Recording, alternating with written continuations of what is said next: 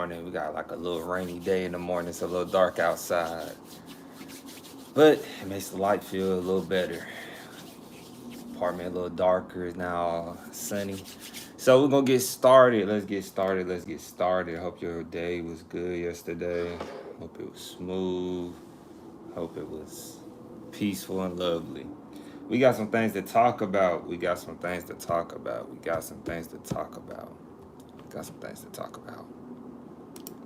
We have some things to be theoretical about. Yes, I am live. Content, yes. Well, YouTube telling me I'm live. As we get set up, let's set up. Okay.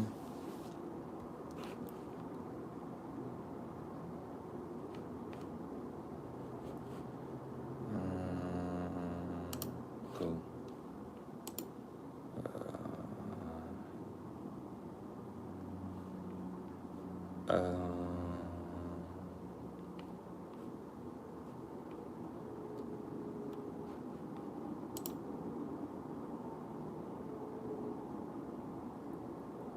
Yes, okay.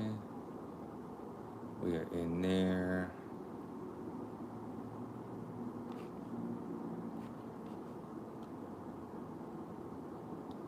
I'm going to try something a little different. Let's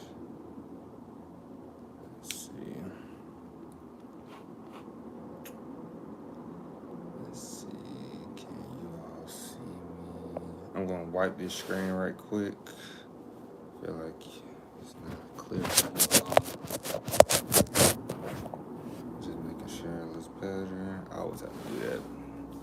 Yeah, it looks better. Then disclaimer. Let's do the disclaimer.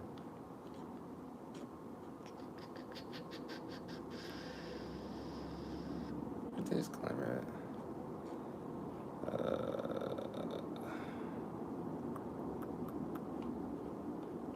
All right, there you go. Disclaimer. I usually try to do it without looking. I'm not there yet. I said that for years and years. That'd be like an actor just to say it without looking at it. Shout out to them actors. Disclaimer: the videos presented here are for informational purposes only, and therefore, if you are to choose an institution,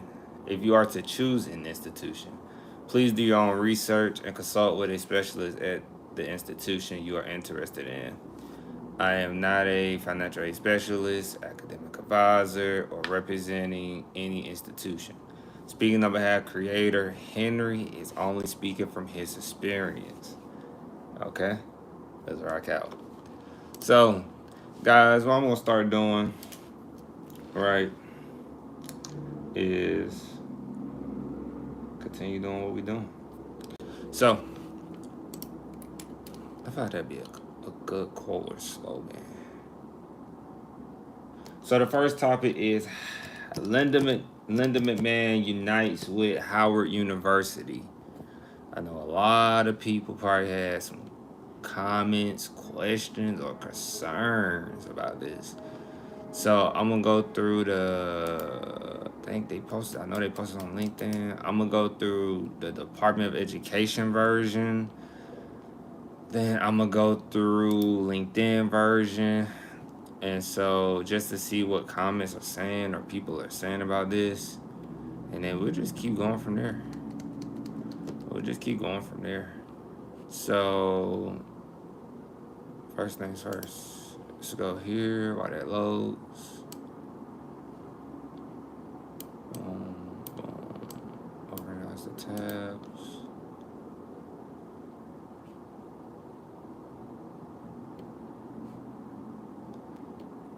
And we're watching.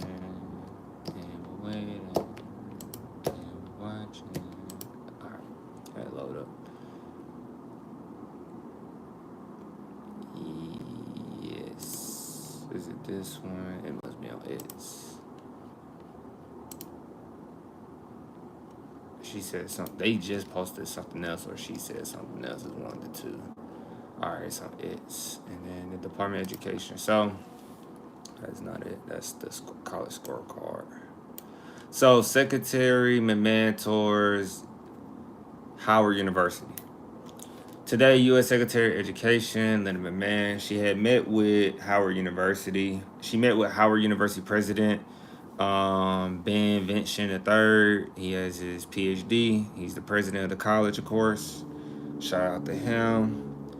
She met him on campus to discuss the Trump administration's support of historical black colleges and universities. So many people probably are like, what? They're trying to fake pretend or act like they want to meet them, or no, they're meeting. It seems like they're meeting. I'm from the outside looking in as well, but it seems like they're meeting. They have to meet. So it says the visit follows President Trump's April executive order to promote. So I don't know if anybody heard about that, but Trump has done an April executive order to promote excellence and innovation at historically black colleges and universities. It says, as a Patreon ex officio member of Howard University Board of Trustees, I was honored. This is Linda McMahon. I quote, I was honored to have visited the campus today and have met with education leaders who are building an innovation hub right here in our nation's capital. They say President Trump is committed to supporting HBCUs, America's HBCUs, and as the flagship HBCU. I do have a good question. Are HBCUs only in America? That's kind of dope.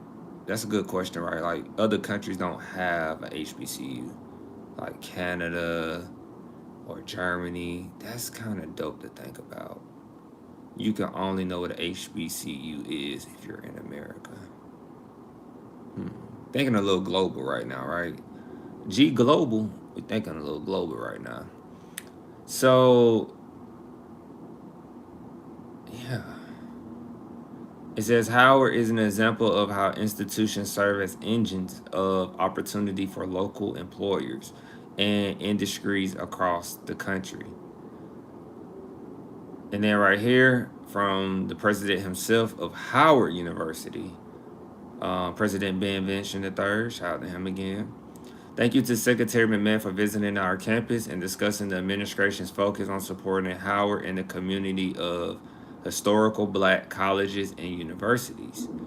It says since 1867, Howard has long stood at the forefront of academic excellence, because Howard University, guys, is a research one. They are heavily respected with information.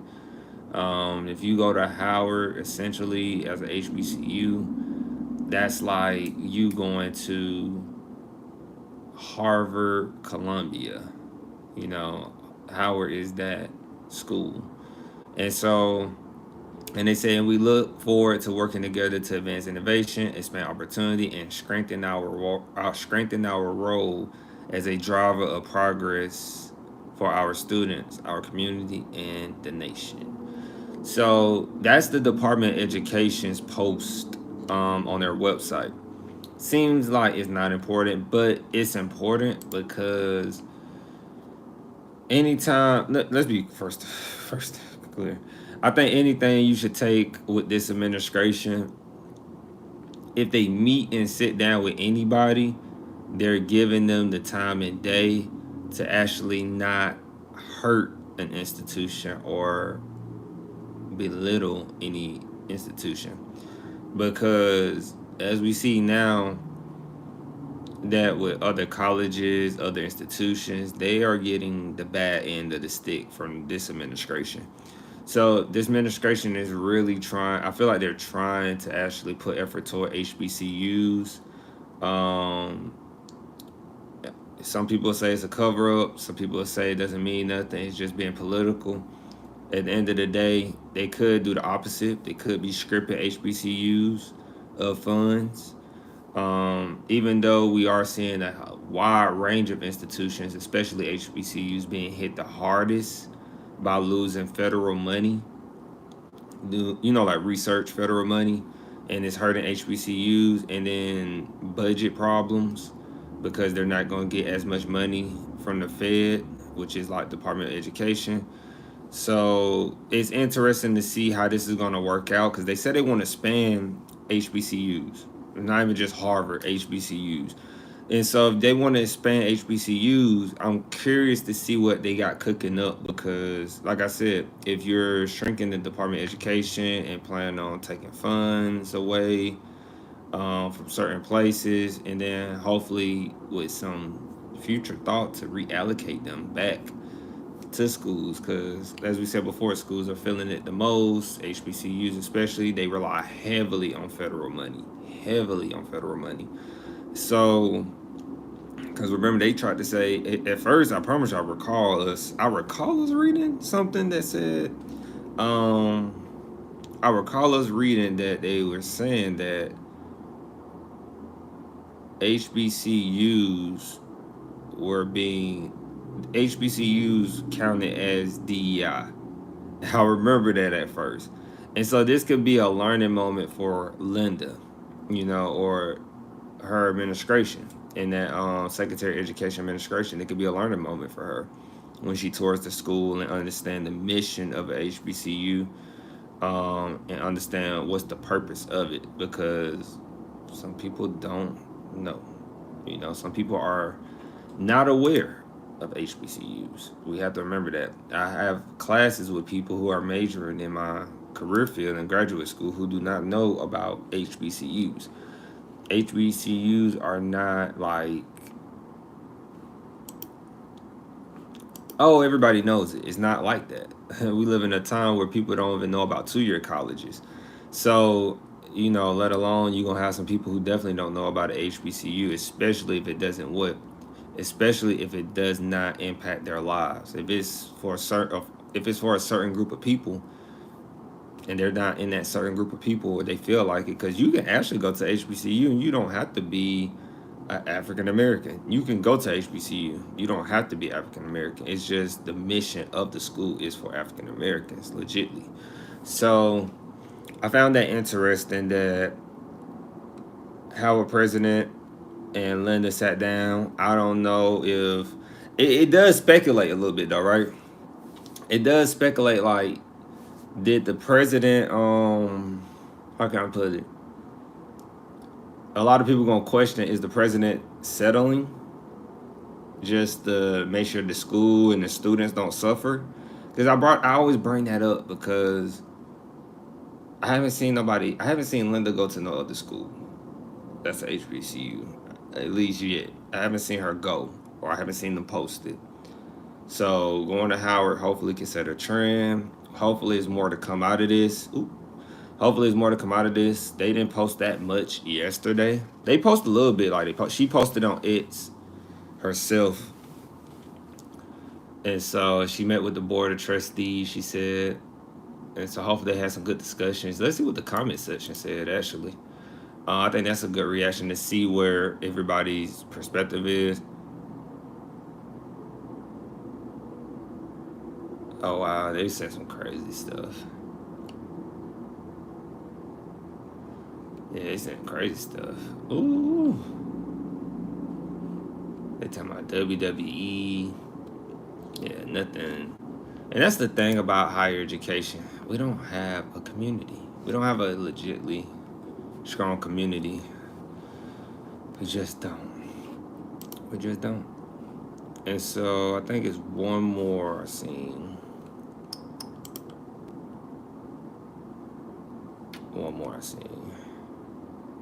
Yeah, pretty much same thing with pictures, no videos or anything. And so, yeah, very, very short, very concise, right? Like I said, I don't like to just try to keep you all here talking about random things off my head. It's more just got to be informal, just some things you need to be aware of, right? And so, and I feel like that protects the students as well. I really do. I feel like that protects the students. I feel like that's going to help the students make sure they get their money on time, because that's going to be our next conversation, I believe. No, that's AI. But before we jump to the next one, we got some sub conversations we could talk about, because students getting their money is right now their federal money. It's kind of tough right now for them. It's really tough for students to get their money, their federal money, due to all the layoffs at the due to all the layoffs at the Department of Education. I don't know why I can say that.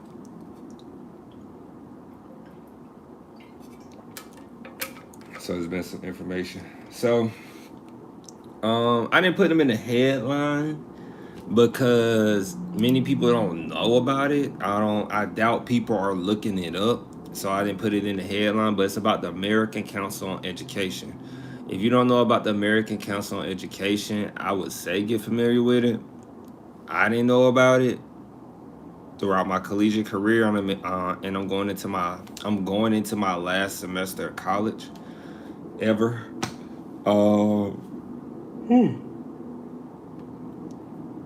Excuse me. You know your nose burn when you're young. Not a good feeling sometimes, right? So American Council on Education, they talked and we talked about this. We're a little ahead of the curve on some things, which is good. We get our stories fast and we own it. So yeah. As the education department shrinks, colleges are facing uncertainty. Now, guys, even though they might have some information in here we already spoke on or you heard if you listen to this live stream, I still want you to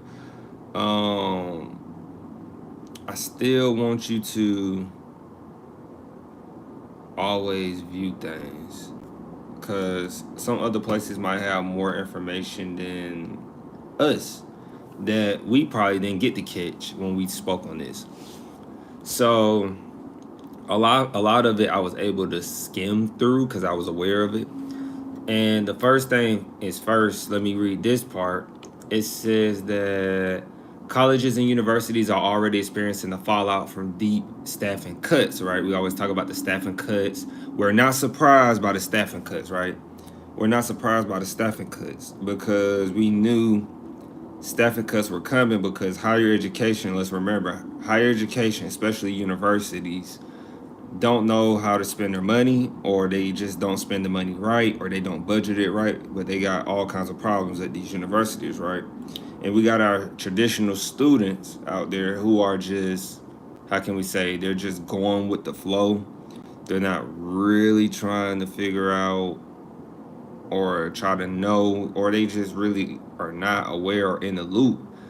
Current students right now who are getting ready to go back to school are not in the loop of what's going on with higher education. They just like, where's my financial aid? They get financial aid, or why is everything moving so slow? Why you don't have enough staff, right? They don't know. They just like, this is unorganized and this school is this, but you can't, you could get onto your school about losing staffing because the real schools are not cutting staff. The ones who generally built the school on right principles and kept the right principles, they're doing pretty good.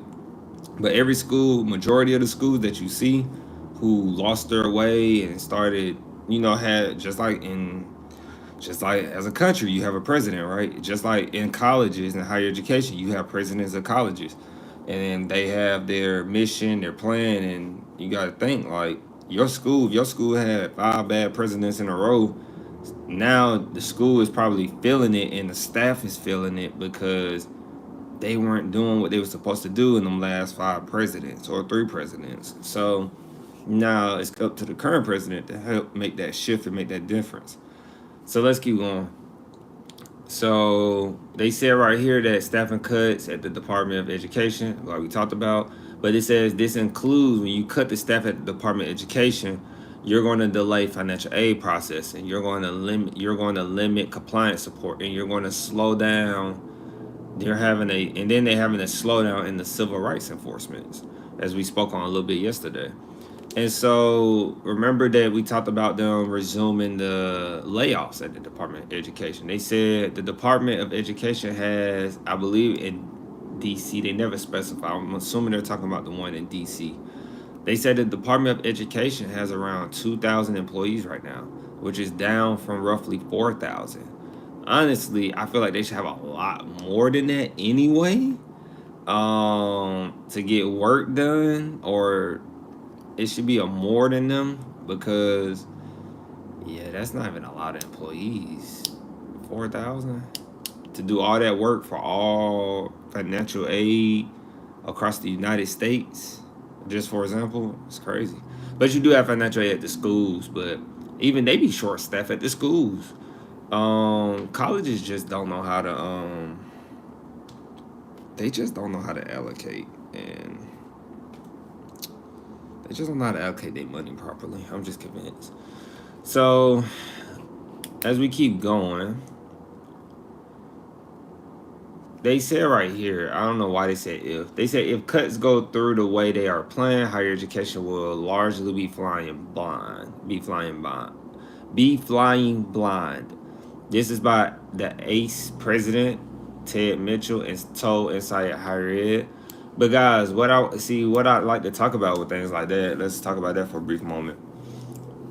Schools have already been flying blind, personally, in higher education.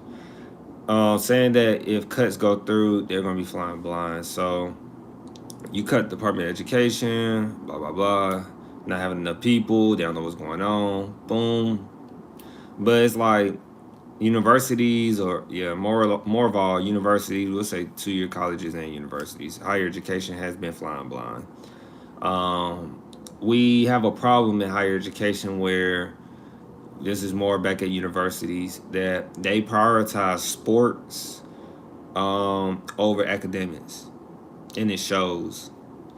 When you are willing to build, just like yesterday, a school, Northwestern, shout out to Northwestern University for being a pretty good school actually.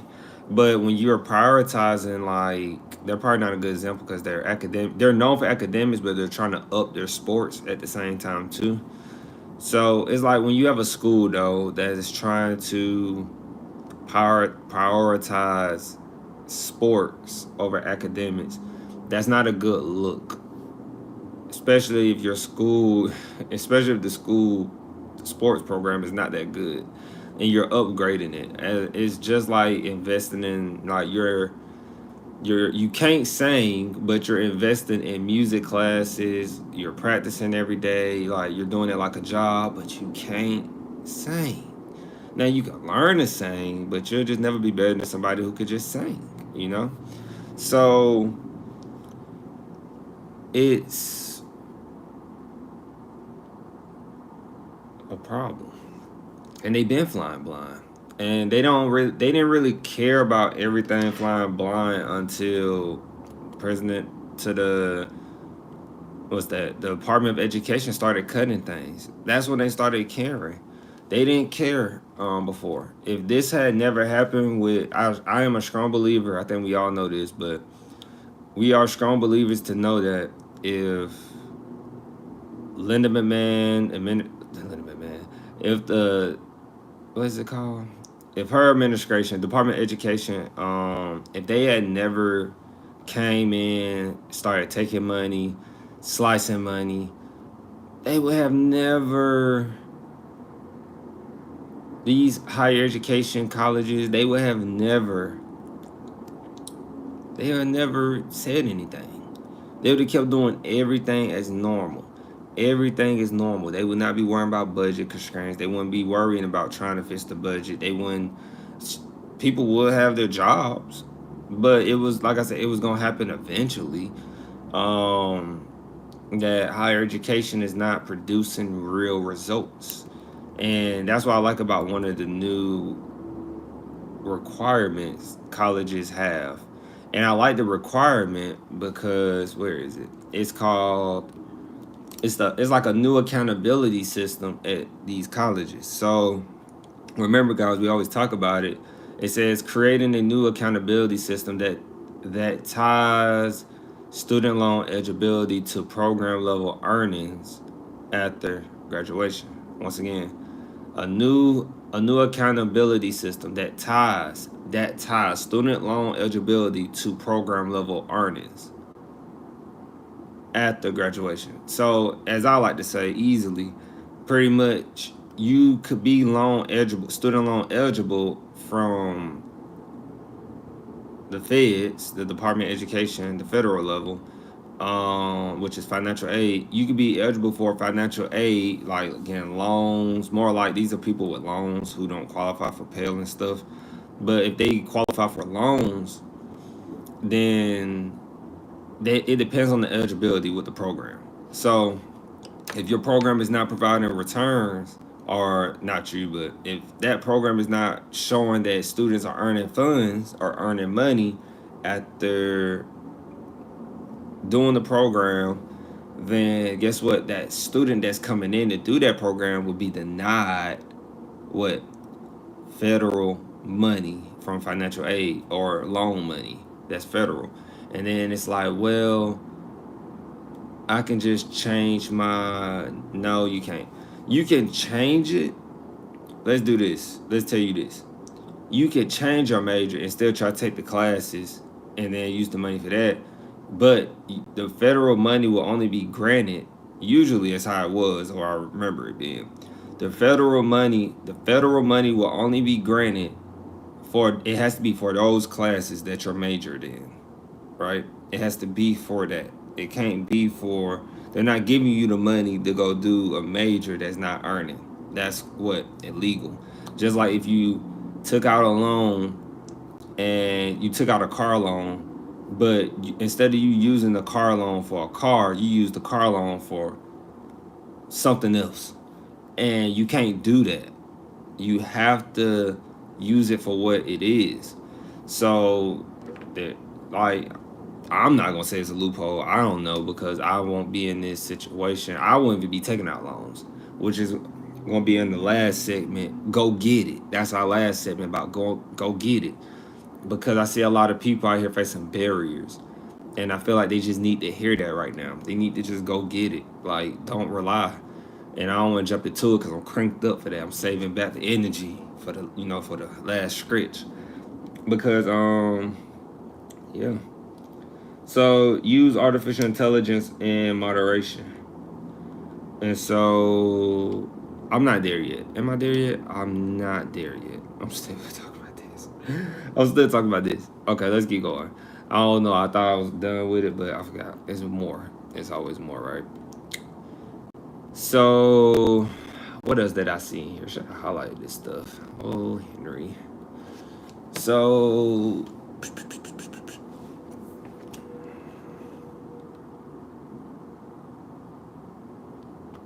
oh, it really wasn't that much. Oops.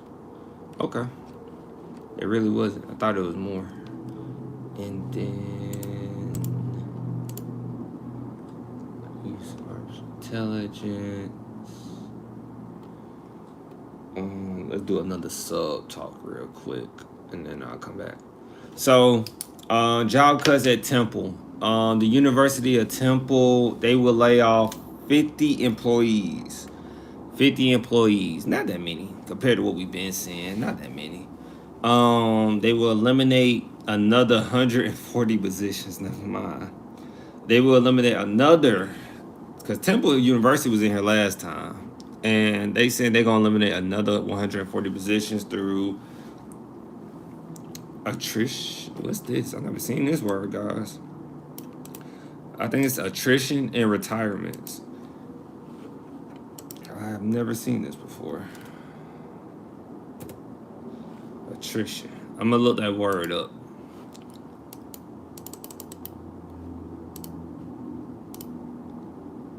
So, attrition. I knew I said it right. Attrition. It's the action or process of gradually reducing the strength or effectiveness of someone or something through sustained attack or pressure. I never heard that word before, and it doesn't sound like a nice word. Okay, they got right here in the workplace. It says, in the workplace, attrition refers to the natural decrease in employees within a company, typically through resignations, retirements, and terminations, without the company actively replacing those individuals. So they're going to, where is it? You just saw it. So right here, Temple University is doing attrition and retirement. So they're phasing out jobs that pretty much are not needed no more. They feel like there's not needed. So that they can, all right, so they're doing that because it says they're doing attrition and retirements as it seeks to cut a $60 million budget deficient in half. So they're trying to cut it probably to 30 million. They said half, so 30 million. It's a little. We don't know if this is a news outlet. Usually, be the news getting their hands on it first. Yeah, news. And so they're not replacing some of these jobs. They're just gonna lay off the employees. So they say right here, the public institution. Now, the news outlet called Higher Dive or Higher Ed Dive. I never heard of them. Never heard of them.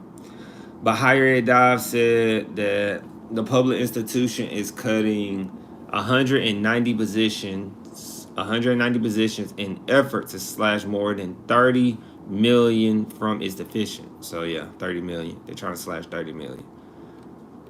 And I'm gonna zoom out a little bit. Remember, this is Temple University, guys. Temple University. So it says Temple University is in Philadelphia. Temple University in Philadelphia plans to lay off about 50 staff members as it looks to cut a budget deficient previously forecasted at $60 million down to $27 million. According to a community message Friday from University President John Fry. So as I said before, guys, if the Trump administration didn't do what they were doing, and the Department of Education, shout out to them. If they didn't do what they were supposed to do and did this school would have been still running off of money that wasn't theirs apparently. Because how do you all of a sudden need to cut $30 million and it's now July 23rd? I don't know why I keep thinking it's June. It's July 23rd. So you probably wasn't even, I'm assuming they wasn't aware of election time and like how the election would go. Because they should have been did this. Think about it. School is around the corner for these kids, for these parents and guardians. School's around the corner. Think about this. Some people been working countlessly at this school just to get laid off. Yeah, it stretched them out to make a few more dollars, but guys, they're about to lose, these 50 staff members about to lose their jobs. 50 of them.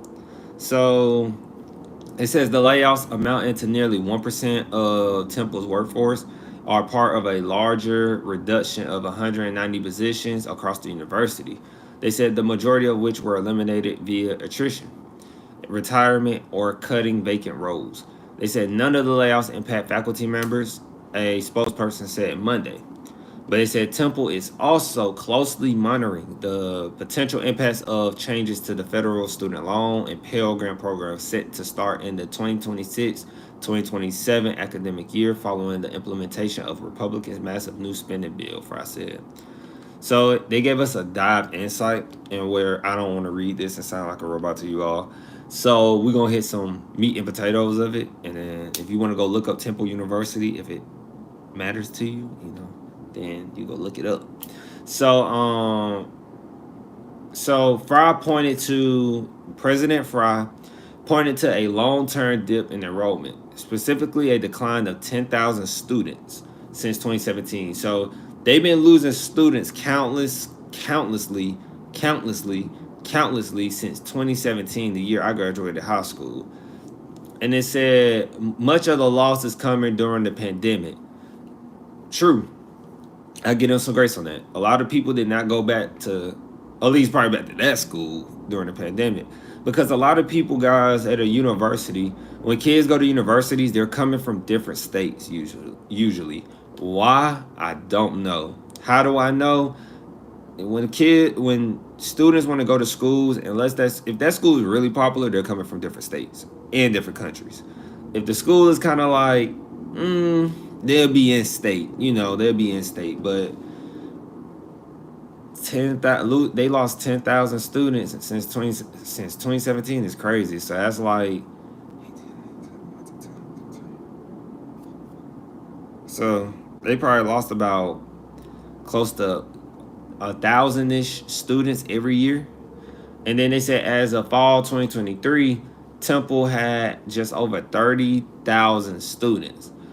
They said, however, the public university just logged its highest ever number of first-year student deposits. What? That's not nothing guaranteed.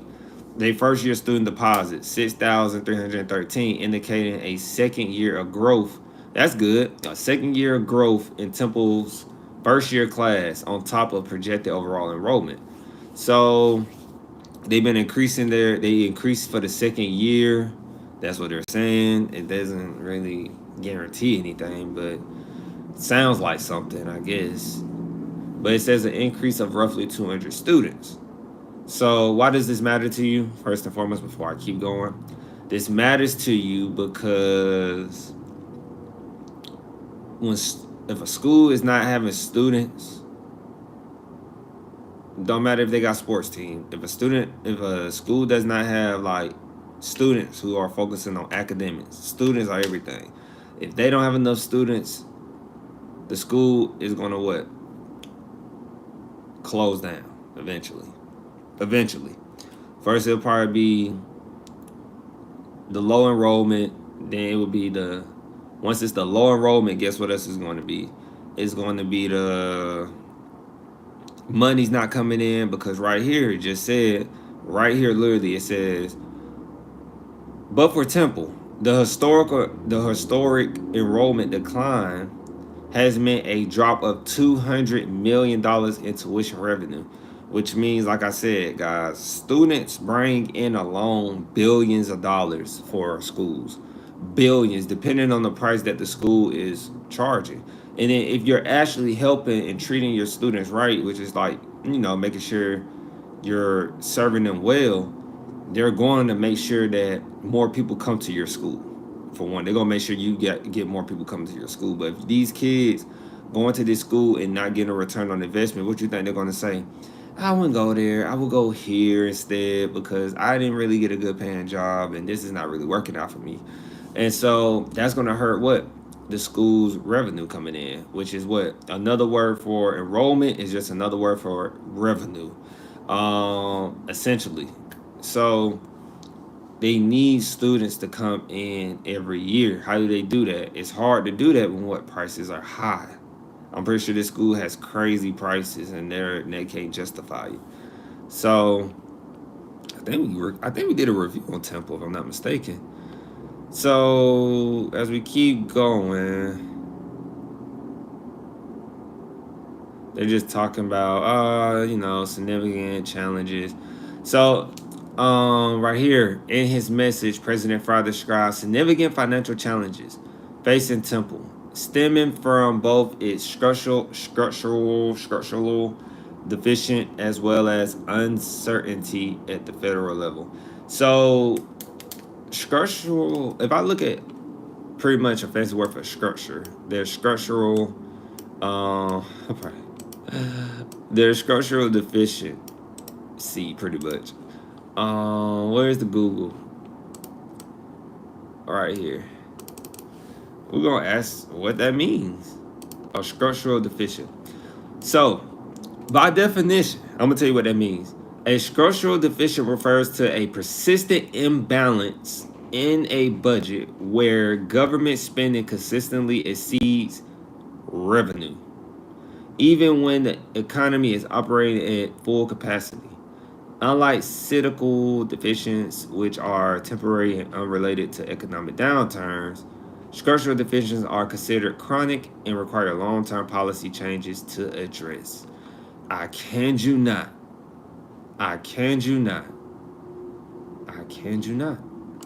And I'm going to put it in the chat. This is what I talk about. A little AI overview. Just trying to get a definition of it. I just wanted to get a little definition of it.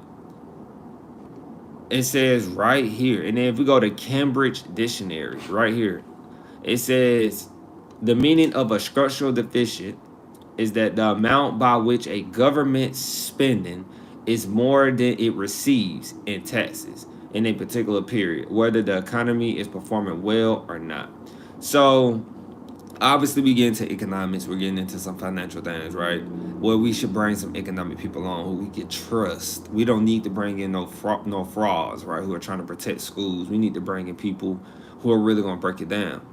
But they've been, for what I'm looking at, because they said government spending. So usually a college or schoolhouse is a place where they spend government funds. But I think they've been spending over the amount. That's what it's coming off as. It's been, the balance has been, the budget has been in balance. The budget has to be balanced, guys. That's why it's called a balance sheet.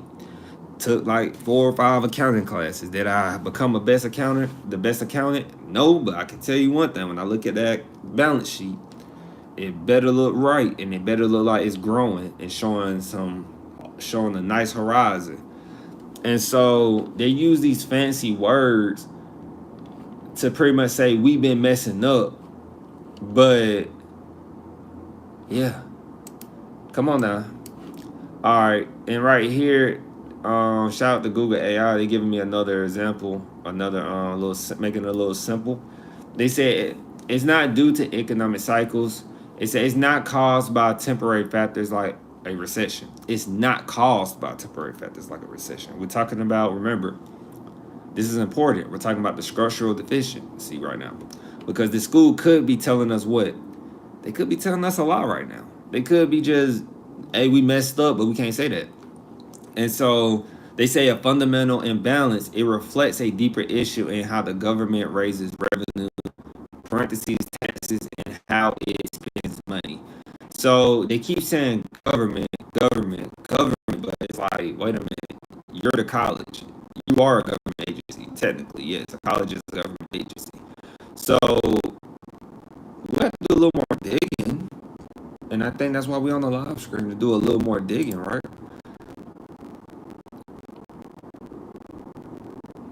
But it just seems like this has been their problem. Where is it? Where we at? Where's the article? Here it goes. So let's keep going. And then they said uncertainty at the federal level, of course.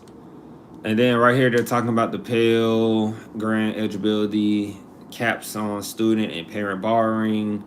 So what does this president at Temple University, Fry, like French fries? He's talking about he's talking about the changes that are happening to the Pell Grant eligibility, caps on student and parent borrowing, and the elimination of the grad plus loan, which allow graduate students to take out loans. So look, this is why I have to mention this. God, I just have to mention this because we got to read between the lines. And I'm about to put this in. I just got to put this in the I gotta put this in the chat. We just gotta talk about this. I gotta put this in the chat.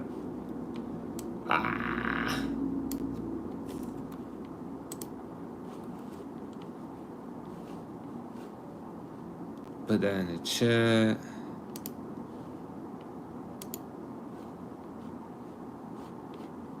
Just put this over here. That's a lot of.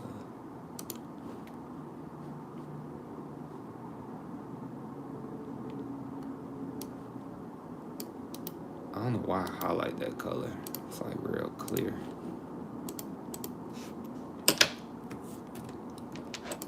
All right, and cost of attendance. So, Lordy, where are we? There we go. So, right here, they saying those changes include blah, blah, blah, like we just talked about.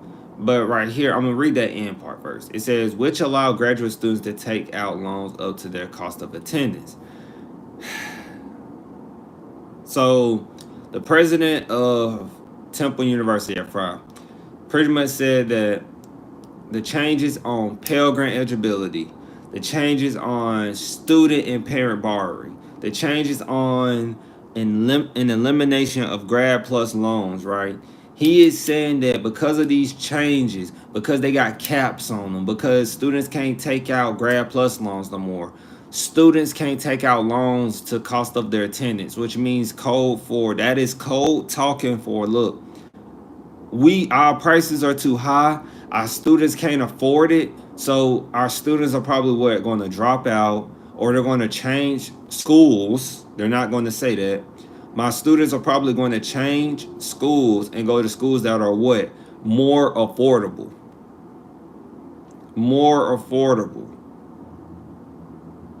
Because I'm going to tell you now, eliminating the grad plus loans does not stop a student from going to college, which relates into our last segment. Once again, you got to go get it. Just because they eliminated it, just because Trump administration or Linda McMahon, whoever you want to blame, because, you know, people make excuses these days. Whoever you want to blame, even higher education, nobody's taking accountability.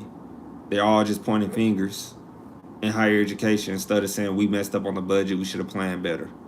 But we working on it. Grad plus loans does not stop.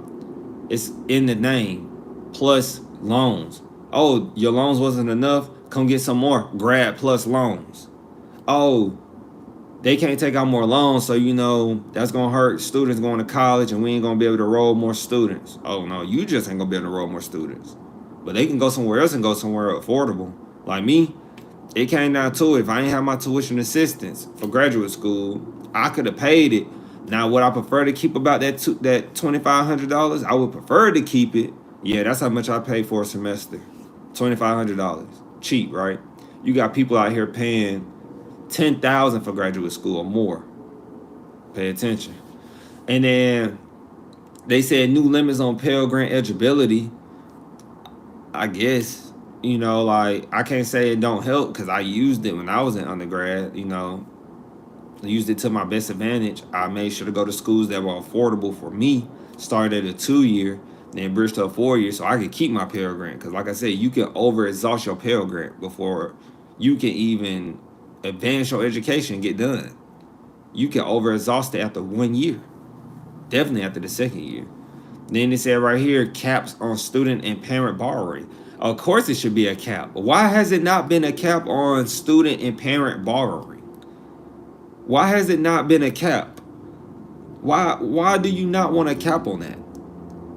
So, but he's saying that this, you know, which allow graduates, it's, you know, like that's going to pretty much, you know, it's not going to allow them to take out loans up to the cost of attendance. That's what he's pretty much saying. You know, which allow graduate students to take out loans up to their cost of attendance. No, that means they don't need to go to your school. If they can't afford it, they don't need to go there. If they can't afford the institution, you shouldn't be there unless you know you're going to be taken care of or you're going to take care of yourself. Can't wait for that last segment. He also announced the roster of a 13-member university advisory group made up of faculty, student, and staff.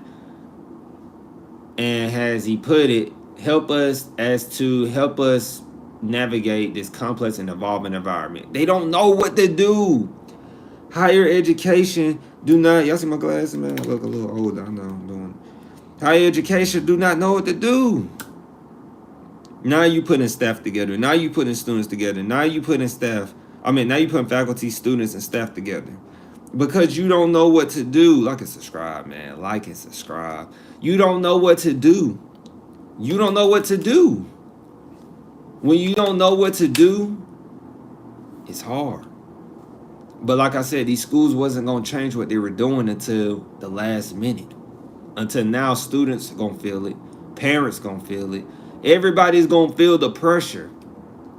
Everybody's going to feel the pressure of higher education shrinking. Cost rising. Then you're going to feel like, where do I go? Where do I go? Then people going to be like, 2-year college. There's been a guy here talking about we should start at a 2-year college. He's been talking about why you should start at a 2-year college. He's been talking about it. Well, let's go see what he's talking about. Oh, which way we should go. So, I got a tattoo right here, guys. It be itchy sometimes. And so,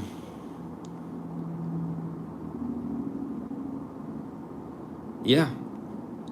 And it says at the end right here, colleges are bracing for further financial impacts from other federal policy changes and Republican spending and tax bill, and including an increased endowment tax and Medicaid cuts that will land hard on many university hospital systems. I did not know that. I did not know that. I did not know that. So let's see. Now, I didn't use university healthcare. Like I said, that was one of the main reasons, the biggest reasons why I went to the military, because I needed healthcare. And so right here it says Medicaid cuts that will land hard on many university hospital systems. So I'm going to actually do something for us. I'm going to look this up on Google before going to artificial intelligence.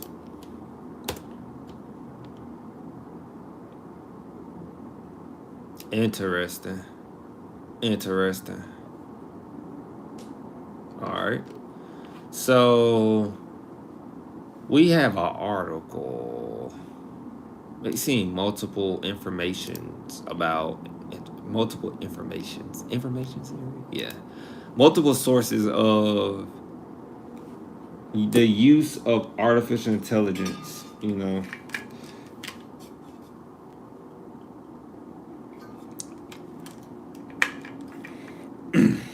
We've been seeing this. Artificial intelligence. All right. Where is it?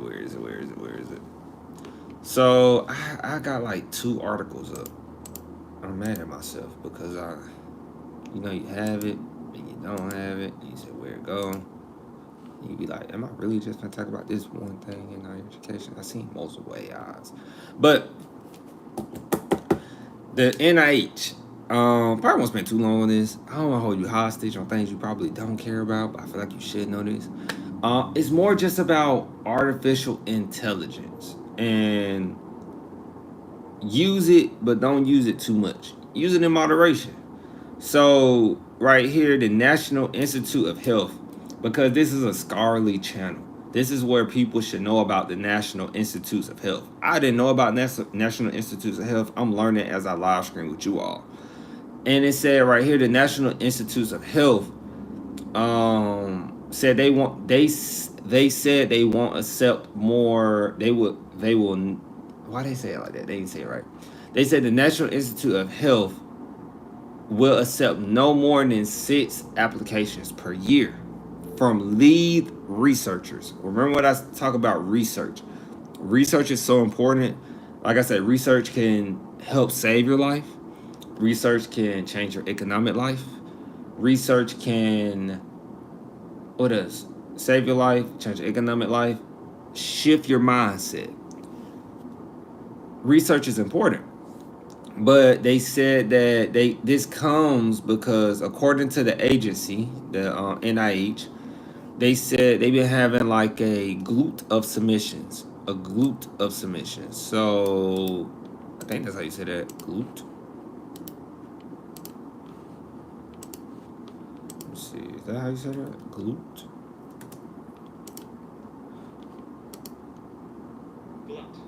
Glut of submissions. Glut. And what that mean? I figured that's what they were talking about, just based on the way in the context they used it. A glut of submissions is pretty much excessiveness of something, a lot of something. They've been getting a lot of submissions, and they say some of which have been generated with AI tools. So, guys, the agencies have what they know is AI tools to help dictate, like, oh man, these people are generating these with AI tools just to get, research funding so they can keep it pushing and keep it, they don't have to spend hours trying to submit something to get this research, I believe, get these grant applications. Because like I said, grants help carry out, like, the person researches, apply for the grant, they use the research and data to apply for a grant and saying like why this is a need, pull some stats, a little stats and data, and then boom, you win the grant. But now they've been seeing so many people use AI to try to get grants, and it's really unethical because you're just using AI to try to win a grant. And so that's why they said this threatens to unfairly strain NIH application review processes. And it said NIH also said it will not consider applications containing material that is substantially developed by AI. Substantially meaning too much. In school, right? Your school might say, look, you can use AI, but don't make your paper 100% AI. They will say your paper has to be what? 10% of AI.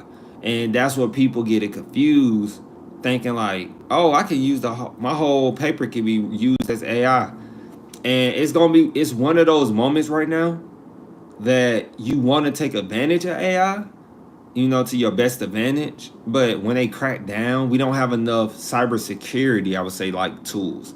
Cybersecurity like tools for AI. I don't even think, will it be in cybersecurity? I'm sure, or it could go under another name. I don't know yet. But we don't have too many tools yet that can what?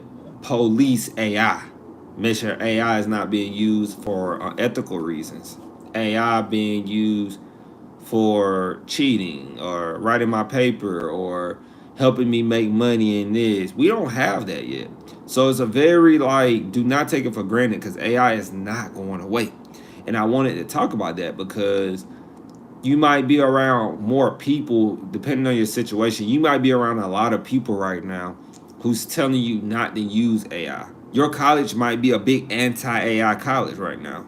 While some schools might be like half AI, half not AI. Some schools might be 100% we're all in on the AI and how we can integrate it into our curriculums. So it's important in higher education for you guys. Very just my opinion, my perspective, of course, to don't overuse it. Only use it for, I would say, research. Like, what I mean is like the way I use AI. Let me show you the way I use AI and tell you. I'm gonna tell you, So what I do, I go read articles, right? When I'm looking for articles in school, when I'm looking for articles to research a company, disclaimer, I'm not a financial advisor. When I'm trying to research a company, and after I read the articles, I need to learn the terminology first. Because you can, but it's going to defeat the purpose.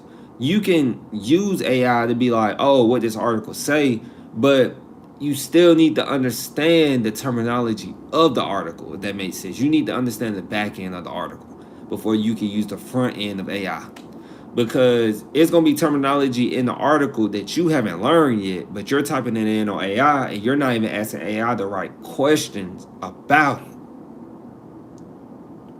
Gotta pause for a second on that. So you could be typing in AI, oh, how to use this, how to use that, how to use it, but you don't understand the actual article. You're looking at the article still what? On the surface level. So you're still asking what? AI surface level questions, or you're not really getting to the spot you're trying to get to because you didn't read the article. You didn't even get past page 1, where page 2 and 3 actually shows you like, look, this is what this means this, that means this lets you know like these are the old phases and we transition into this new phase of why we need this. So then you can ask AI some better questions to help you understand the company and why it's going to be what the future or something. So use AI in moderation. It's a great tool though. It's a great research tool. That I will say, it's a great research tool because like I said, when you read the articles first, then you use it's just like when you are Googling. That's how the best way I could put it right now. Now they say there's people out there building their own AIs. Shout out to them. And so, but it's more like, look, pick up the book, keep the basics. We gotta keep the basics. Well, I got a book in here. We got to keep the basics with our books because these right here are original handwritten books. Books are so valuable. They're going to get more valuable. We got to keep the hands-on approach with books, at least older books. I can't speak for books in the future because books in the future are going to be what? Mostly AI generated, probably. People are not going to be writing their books no more.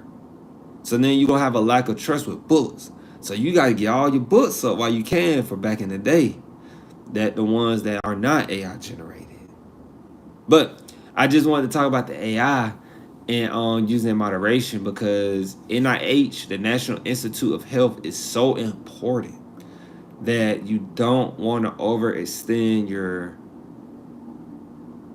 use of AI and hurt yourself, right? Because then you start relying on it so much that you can't think for yourself. So use it right. Start with the books. Start with the handwritten things that are done by the humans first. Which leads into our last one, the go get it. This is the go get it segment right here. I'm not gonna hold you all day, y'all. I'm not gonna hold you all day today. I'm not gonna hold you for 2 hours on the live screen. Not today. Not today. Can't do that. You know? I want you to watch it and be like, I'm considering some things. I'm gonna make some, gotta figure this out. So look, go get it. Why did I call this the go get it? Because I seen something and I said I really have to talk about this. And I mean this out the kindness of my heart. I mean this with all genuine. That's why I saw AI at too. On the U.S.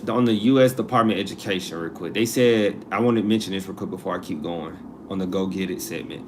They said the U.S. Department of Education said that they had issued new guidance on artificial intelligence in education, including leveraging federal grants and AI to improve outcomes, responsible use of AI across educational functions, and then Secretary of Education Linda Mcmahon, she said grant making priority on AI in education. Grant making priority. So those are the three main keys of it, but there wasn't really that much detail on it. Like, yeah, we should be expecting more about the artificial intelligence in education, which I am going to change that. Now I like that title a little bit. I'm gonna probably keep that. But let's keep going. This is gonna be our go get it segment. I seen a post. I think it was on LinkedIn.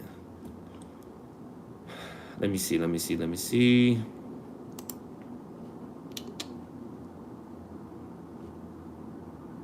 I think they just posted this too. Let me go back to the Department of Education. Oh, wow. Whoa. All right, so we got essentially some news. Okay, we essentially got some news.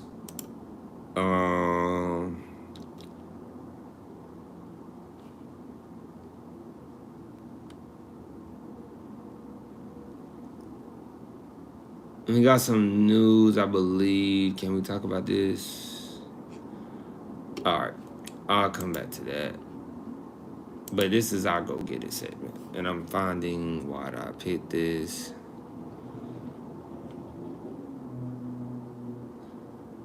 I seen an article. Yeah, that's what they posted.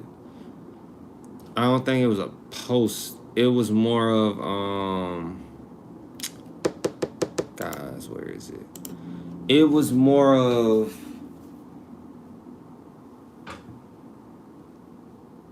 I'm gonna make sure I say this right.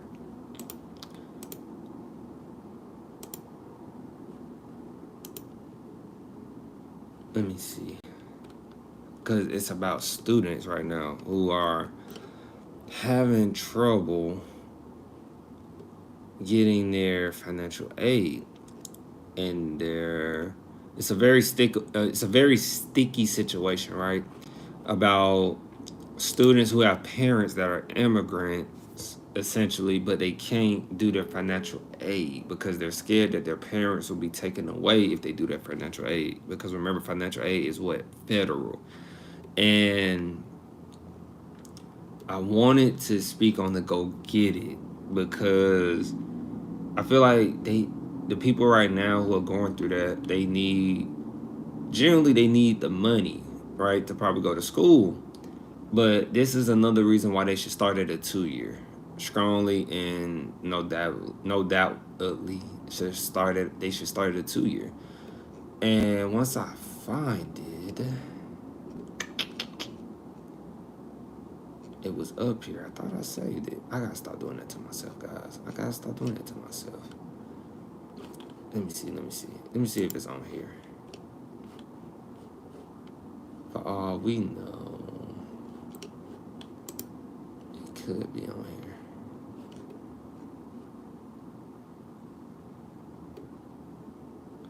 They're still talking about AI.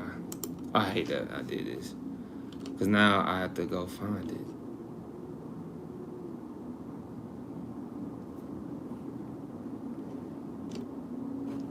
Wow. When you thought you hit the bookmark button and you didn't. And so feel free to skip. I don't think it's going to take me that much longer, but feel free to skip it.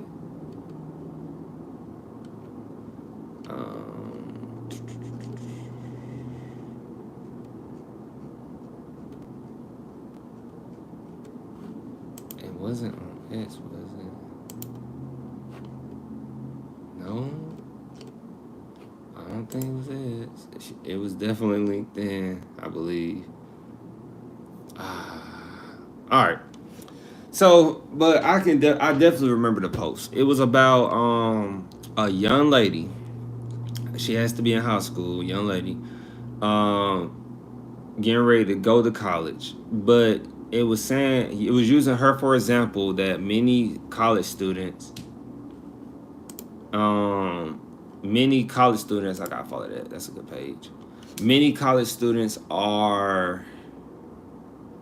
incoming college students are having problems with their financial aid. And so, since this is like our last one before we do our college review, many college students are having problems getting their financial aid. And when they're having a problem getting financial aid, they're having problems getting their financial aid because of immigrant problems with their parents. And their parents are scared to get deported. And so I wanted to talk about this because that student or those students, right, who are burnt, they were born here on U.S. soil. Granted, truthful enough, right? I don't know. I'm not even gonna sit here and say I've been focusing on the whole situation. What I can say is that the situation is not the most popular, right? Probably a hard topic to talk about. But I want those students to know they have a home to start at a 2-year college, genuinely.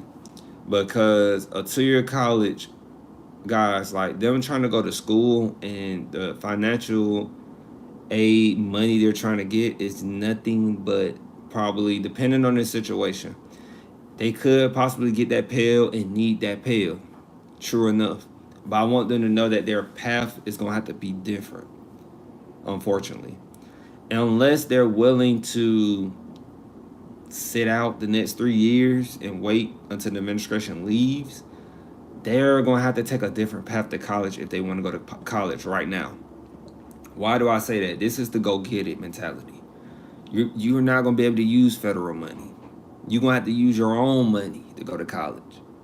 You got to use your own money, right?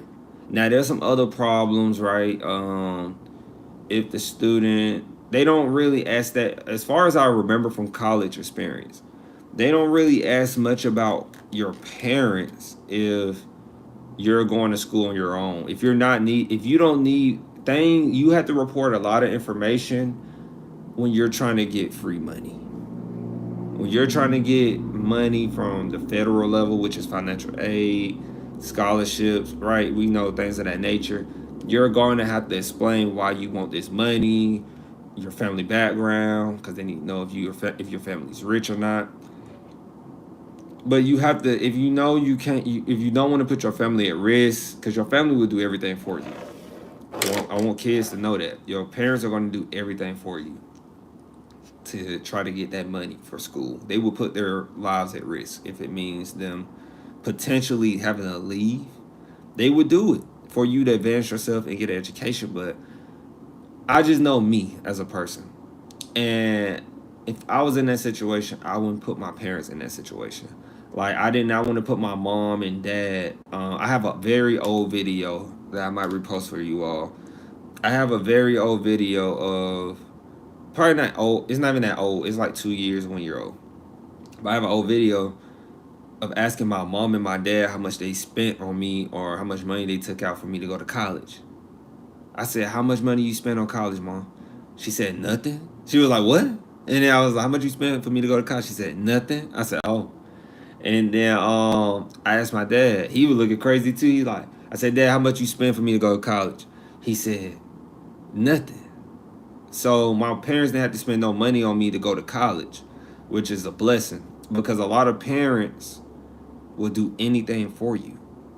And so I talk about that in this go get it mentality that if your situation is different and you can't use the federal, let's just say you can't use the financial aid money and you have to get some money.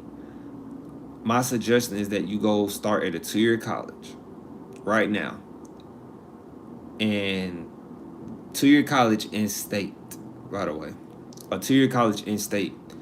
And get you a good part-time job. Part-time or full-time, you're going to have to get a job. It's going to take money in order to get to that next step, getting your associate's degree, right? Then taking that associate's degree to what?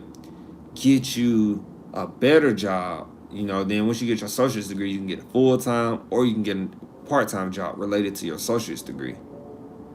Because that opens up the door for you to get what, like a state job. That opens up the door for you to get a good part-time, full-time job. And when I say state job, it ain't just like working for the government, police. That's like you can work for a college.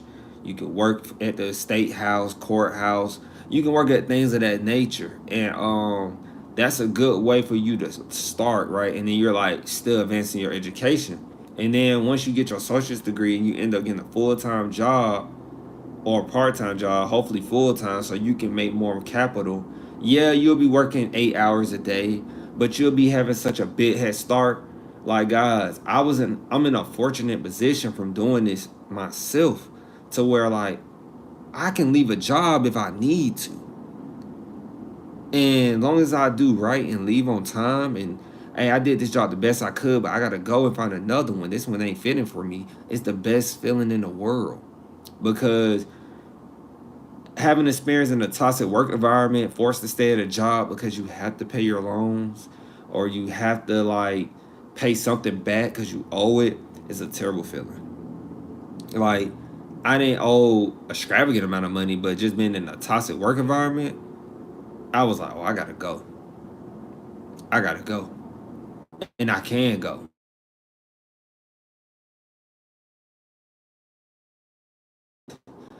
She probably made my screen laugh a little bit. I was wondering why I was doing that. She didn't call me now. That's my mom calling now. But um, I just want, I just want, I just want you to understand. I just want you to understand that if your family, I talk to people. I've been running into people who've been like, yeah, my family, they have to be careful because they don't want to leave and they don't want to have to leave unethically, right? It's unethical. And so this is how you can help them. This is how you can be the superhero in this story. This is how you can pave the way. You were born here. So you can just take money. Nobody's going to ask, the school is not going to ask you how you got your money. They just going to know you got the money. And you going to say, I got a job. You got a part-time, full-time job. You said, I don't want the campus. This is the time not to have the campus experience. This is the time not to have the campus experience. I thought somebody was over there. This is the time not to have the campus experience. This is the time not to get the meal plans. This is the time not to have fun in college. This is the time where you don't need to go to basketball games, football games. You might go to one, you might go to two, but you spend the majority of your time what? I go to work throughout the day. I work 4 hours out the day, 3 hours out the day. Hey, after that, I'm going to focus on my classwork. After that, you might go back to work, or you might go do schoolwork, or you just might chill out. You work today, you went to school, now you on to the next day. Because college is a blur. College goes by faster than high school. College is a blur. And your 20s is a blur. For all my incoming freshmen in college, undergraduate, and that's in a situation where you can't get this federal financial aid money, this is the reason why you gotta go to a 2-year. I know with a part-time job, or a full-time job even better. I know with a part-time job, when you stack and save that money, you can pay for college with no problem, starting at your 2 year. And then if you are fortunate enough to find a 4 year paying similar prices to your 2 year, do it. Nobody's gonna ask you, look, you get the skills, you go to the conferences. What's so different that you went to a 2 year, but you going to the same conference that somebody at a university is going to, getting the same skills as them? Nobody, these big people like Tony Robbins, I'm just throwing out names like Tony Robbins, other people, I just know he do conferences. All these other people that do big conferences, they not gonna turn you away and say you went to this college. They not gonna do that. They gonna say we don't care you went to college. And most of all, when people have these big conference like Afrotech and like some people don't go to college and go to these. So if you at a 2, you like, oh, I go to a 2 year, they just gonna be like, oh, but you about to get a skill that most people at a Ivy got because you went to this conference. You put yourself out there, and that's what it's about. You took the money from your part-time, full-time job and went to this conference and got some information that somebody at an Ivy League don't got. The difference between you and the Ivy League person is that for me, I got to put my own money up to go to these things. Somebody at a bigger school, they might don't have to put their money in the pot. Somebody's going to pay for them to do it. But what's the lesson in that? To depend on somebody else continuously to get into a position? You don't get respect from the big people like that. The big people will respect it, but then they want to see how you're going to do on your own eventually. Are you going to grow and get your own wings? You can't get into the circle. You can't. This is the go get it mentality. They're not going to let you in a circle if you constantly need them to be close to the circle. And I'm just saying, like, that's just how it is. I took my financial portfolio from my financial advisor. He was happy. He was happy. It's just like Drake said, you got to go and get, I know I'm just talking, guys, but this is the go get it mentality, man. Because these kids not going to have they're not going to have financial aid. They're not going to have, like, they can't even get federal loans if they just get loans. They can't get nothing from the financial aid department, which means that cuts off what? A source. You can't sit on that. You can't sit on that. You can't sit and help me. Don't do that. Don't do that. I always prepared financial aid. If they say I can't use it no more, I was prepared to pay for school on my own. Was it going to be hard? Yes. But was my school going to be paid for? Yes. Was my rent going to be paid for? Yes.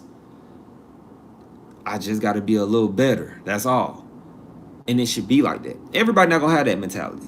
That's why everybody not going to come to this channel. Some people going to come. They're going to be like, oh, no, he talking about, I got to be better. No, they going to leave. Some people going to be like, no, I like to party. This channel ain't for me. You got to leave. This is like a 1%er channel right here. Why? Because I did what 1% people do, go get a debt-free degree and not use resources. Humbly. Because I know you can do it if you use your resources, which you should. I thought it was better not to use them. People was like, no, take advantage of your resources. I was trying not to use them because I wanted you to believe that you can do it. I'm a person from Section 8 poverty. Like, I went to Title I schools my whole life. All I knew how to do was just go get it. Go get it. That's all I knew. And sometimes that's all you need. I don't want this to be a shutdown moment for you. I don't want this to be a shutdown moment for you. I want this to be a opportunity for you. It's an opportunity. It's an opportunity to say, Mom and Dad, I got this. It's going to be days where you need to sleep. You just need to sleep and rest. Your friends ain't going to get it. Your peers not going to get it. But they going to respect it. And that's the go get it mentality. Because you're not going to have your financial aid. You might can't get certain scholarships right now. So what you can get though, because students are born here. These students are born here. What you can do, you can go get a job. You can get your own capital. They can't take that job away from you. You can take that job money and say, look, I'm paying for school at my 2 year. After this, I'm going to my dream school. Oh, I remember the guy on speaking on behalf said, look, hey, let me go talk to my university that I want to go to and see if they prices fit what I like. And then, because remember, I always say, look, $2,500 is your purchasing power. Now, if you make more than that, you can save up to $2,500 or more quicker. Then you need to just go to a school that's in your budget, where your emergency fund is still good. So look, if you got $10,000 in your emergency fund, right? Oh, look, you can afford to rinse and repeat, saving up to $3,000 to pay for school. You can rinse and repeat that, right? If you can save up to $10,000 in one semester, you can go to a school that's probably $3,000 or $4,000. But you don't want to put the financial strain on you, like, I still got to pay $3,000 or $4,000 for school. Just keep it in a good balance. Then you said, look, I want to be under articulation agreement. So my 4-year need to have an agreement with my 2-year, right? You got to stay in state. You need to stay in state. Until this clears up, you got to stay in state. You got to stay in state. So you can't be trying to transfer to another 4-year out of state. I'm not going to recommend that. I would never recommend that. I'm going to recommend you transfer to another 4-year. I'm going to recommend you transfer to a 4-year in state with the purchasing power of $2,500 or less. If you could do over $2,500, cool. $2,500 or less. And you're going to have a part-time job. It's not a option. You need to have a part-time or full-time job. Take the money from your part-time and full-time job and go get your bachelor's after you get your associate degrees. It's that simple. But nobody wants to do that in college. But that's what you need to do. So that's the go-get-it mentality. We're going to clip that, of course. And then we're going to review this school, and I'm going to let you go.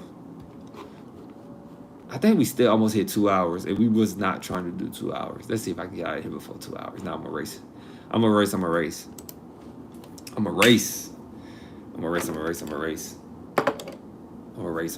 Let's see. There's really that many colleges on here.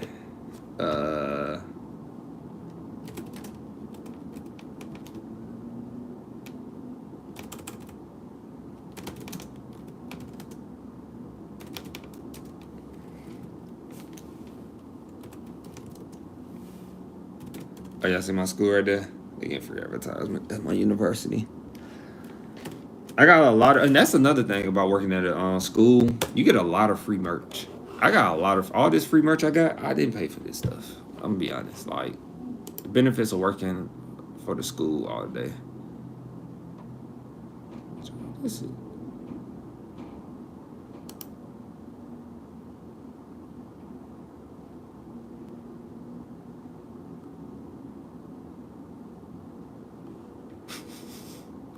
That's weird. Imagine a job telling you they moved on with other candidates, but you declined them. It's a little funny and weird because I was like, I didn't reapply to that school. I did not. Did I? I did not. I ain't really like that school too much. Yeah. We did that.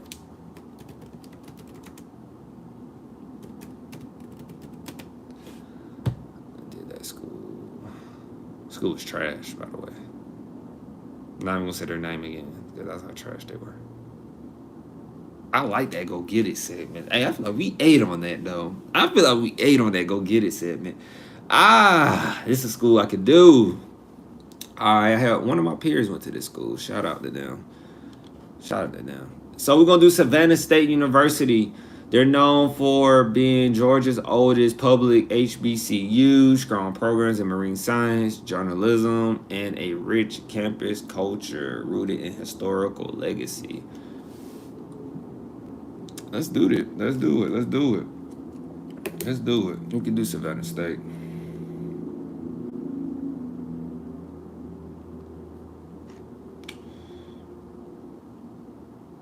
So Savannah State, I really don't know what prices to expect from Savannah State at all. don't know what prices to expect. I'm gonna be completely honest. I don't know what to expect with their prices. So we're gonna do Savannah. Should pop up fast. Savannah State University. They are public. And yes, I do know they're HBCU. They did just get the new president. Savannah State University president is Jermaine Rural, but he used to be at Augusta. He used to be at Augusta Tech. I remember him, and now he's there at Savannah State University. So, okay, tuition and fees. So that's the tuition and fees, and then we need to go to the College Scorecard. And let's close this stuff out,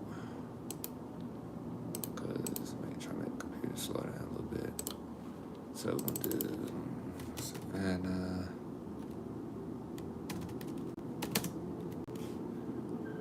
This is a very popular college though, Savannah State University. All right. Oh wow. All right, guys. Did not get me, but I don't doubt it. Okay. Oof. It's not looking good. This is not looking good. All right. How they be? Hey, how they be on the songs? How they be on these songs? They be like, all right, turn me up real quick. I'm about to go in. I'm about to go crazy real quick. Hey, let's just make sure I can hear myself, because I don't got nobody in here. Let me make sure I can hear myself. All right, I can hear myself. I just want to make sure, like, because I ain't had nobody really in here with me this time, so I didn't know if I was talking into the mic. All right, turn me up in the booth real quick. I'm about to turn up on this school. I'm just playing. Let me stop.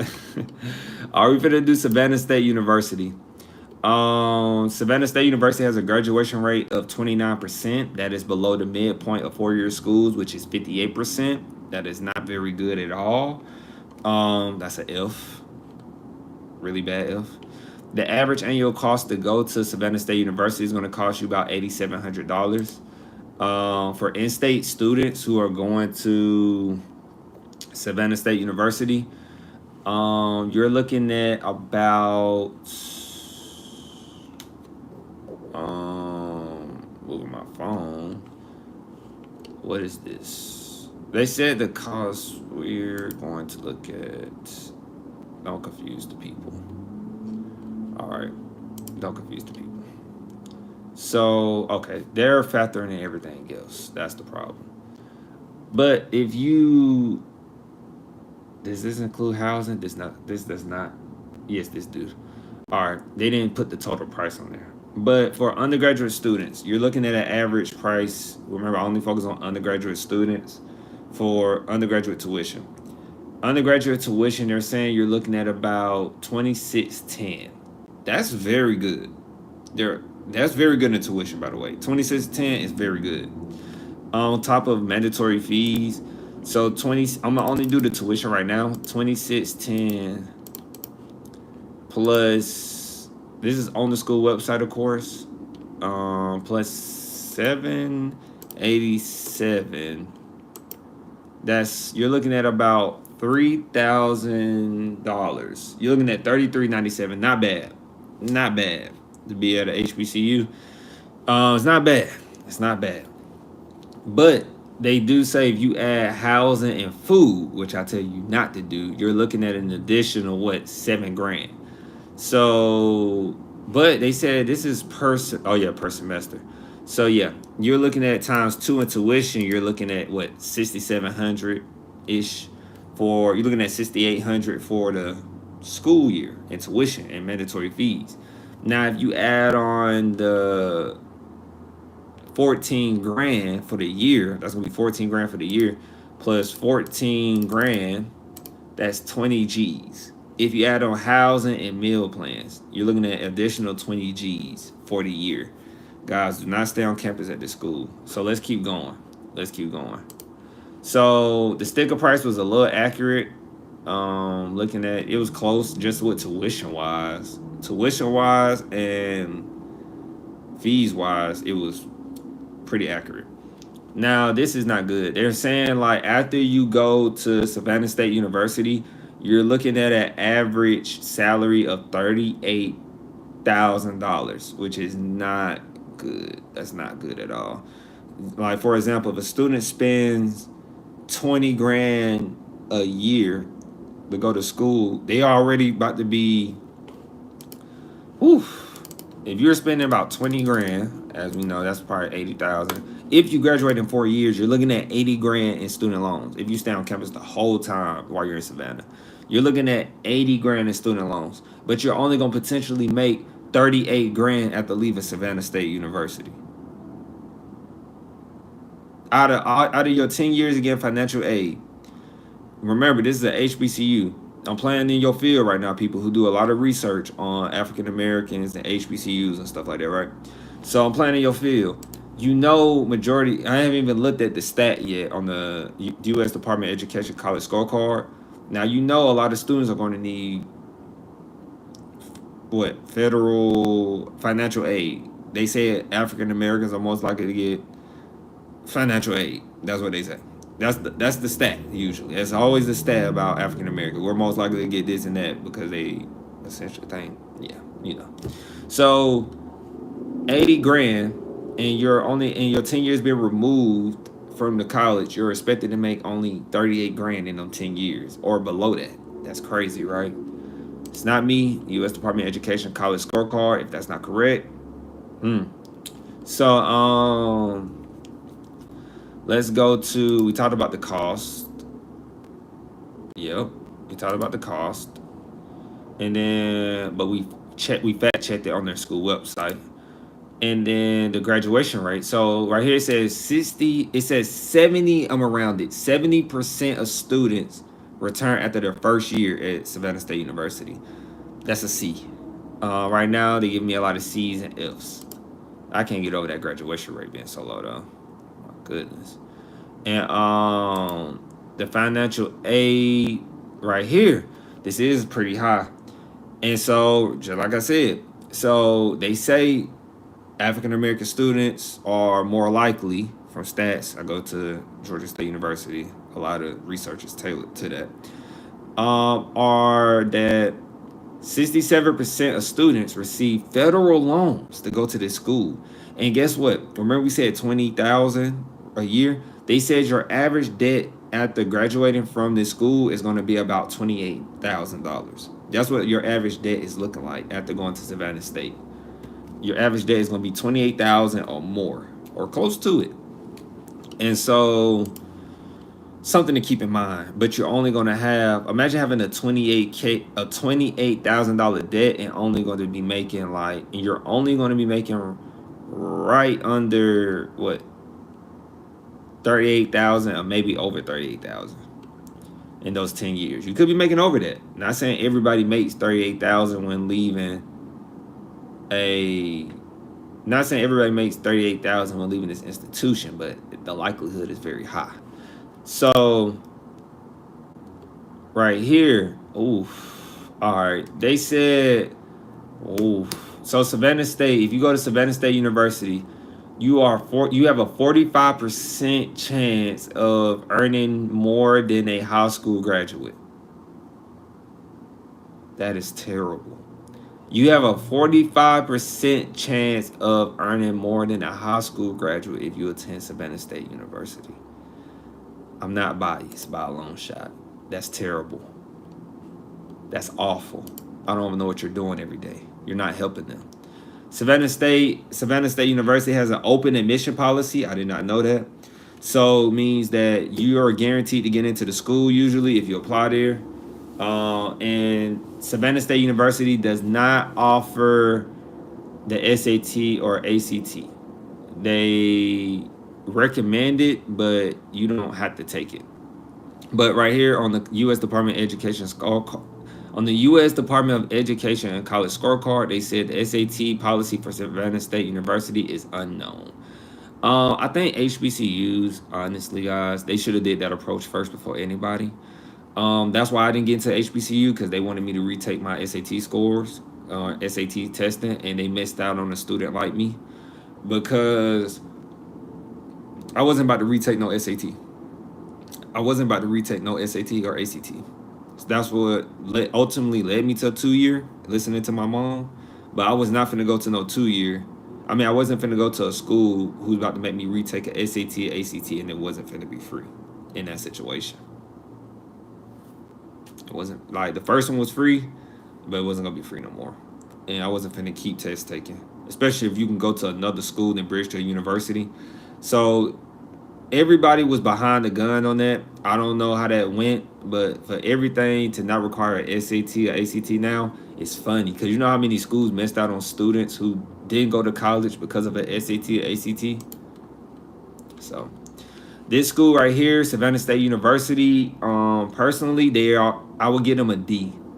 I didn't get them a D because this school is actually affordable-ish if you want to, like, you definitely need to start a 2 year before transferring here.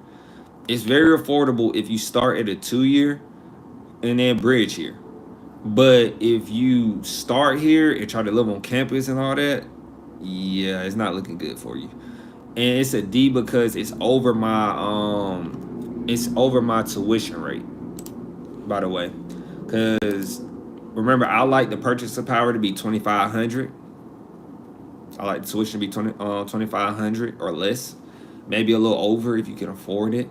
But um, Alice Marie said the SAT and ACT is one of the reasons for me too. Yeah, like and subscribe, Alice Marie. Appreciate you for stopping in. We understand y'all be at work and working hard. We appreciate you. We appreciate you for stopping by for a little bit. But yeah, I like for the tuition to be 2,500 of your purchasing power. I like your tuition that includes your mandatory fees. And if you can't find that, it's okay to go a little bit over that amount. I feel like everybody, part-time, full-time job, can save up to $2,500. If you can't save up to $2,500, you need to go learn financial literacy. You're not going to be able to get a debt-free degree if you're not good with your financial literacy. It's going to be very hard for you. You have to have financial literacy. That's why I said this is not a channel for everybody. If you want to be reckless with your money and get student loans and just have fun and party in college and be a typical statistic, this is not the channel for you. It's not the channel. So Savannah State University is a D. They're not doing the returns like Northwestern University. They're charging 96 grand a year, but Northwestern University, for example, is getting students with 89K salaries on average. So there's a difference there. If you go to Savannah State University, Alice Marie, you're only going to have your potential salary is going to be $38,000 a year or less. After being 10 years removed, this is based on financial aid students. So they're saying to me that their financial aid students, after being 10 years removed, are making $38,000 or less, or some of them are making over that. I'm not saying everybody, but the majority are making under 38,000 or right over 38,000. But if they stay on campus, they're going to be charged $20,000 a year if they stay on campus. So that's the thing about picking a school and really knowing it. Don't go to a school just because it's a HBCU. Don't go to a school because it's a PBI. Don't go to a school because it's an HSI. Don't go to a school because it's a Pacific Islander. Go to a school that's going to benefit you. Go to a school that's going to benefit you. At the end of the day, money, they taking the same currency. They taking money with that person face on it. At the end of the day, they don't care who you are. That's the truth. What they said, you heard them. So you heard them again. That's what they said. You heard them again. Yeah. But that's Savannah State University. They're D. That's all I wanted to say to wrap it up. I appreciate everybody that came by. We are wrapping up, and we'll be on tomorrow. Might be on a little later. We have to go take our car to the shop. Nothing's wrong with it. Just, it's, that time of the change the oil and get some work done to it, and then we'll be back on like normal. And so, see you all tomorrow, and hopefully we got some more topics. We have some good topics today, but it'll be definitely a good one tomorrow as well. Just staying consistent. Peace.